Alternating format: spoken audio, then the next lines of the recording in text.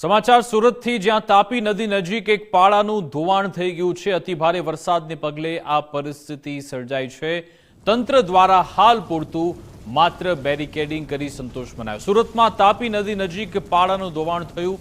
અતિભારે વરસાદને કારણે આ સ્થિતિ સર્જાઈ છે અને હવે ફક્ત બેરિકેડિંગ કરી સંતોષ માની લેવામાં આવ્યો છે।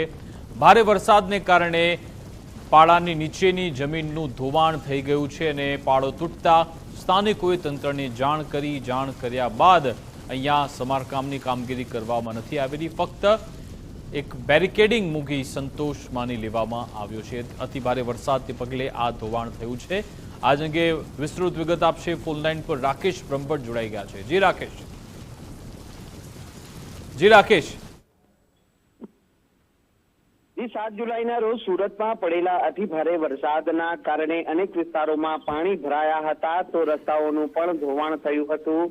આ વચ્ચે સુરતના અબ્રામા નજીક આવેલા તાપી નદીના પાળાનું પણ ધોવાણ થયું છે અને આ પાળા તૂટી જવાના કારણે સ્થાનિક લોકોમાં રોષ અને ભયની લાગણી પણ છે તે હાલ જોવા મળી રહી છે, જેને લઈને સ્થાનિક લોકો દ્વારા આ અંગેની જાણ જે તે સંબંધિત વિભાગને કરવામાં આવી હતી, જ્યાં પાલિકા તંત્ર અને સિંચાઈ વિભાગના અધિકારીઓ આવ્યા તો ખરા, પરંતુ માત્ર લીપાપોતી એટલે કે બેરિકેડિંગ કરી અને ત્યાંથી રવાના થઈ ગયા હતા। જો કે સમારકામગીરી કરવાના બદલે એકબીજા ઉપર બંને વિભાગના અધિકારીઓ છે તે ખોખોની રમત રમતા હોવાના આક્ષેપ છે તે સ્થાનિક લોકો દ્વારા કરવામાં આવ્યા છે।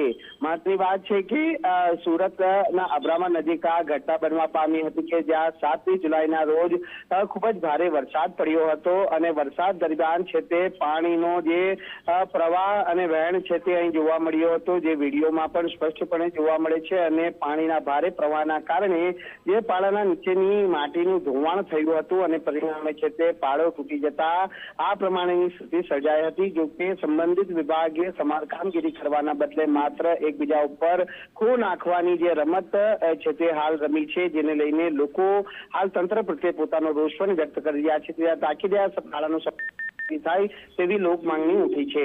જી બિલકુલ, આભાર તમામ જાણકારી આપવા બદલ।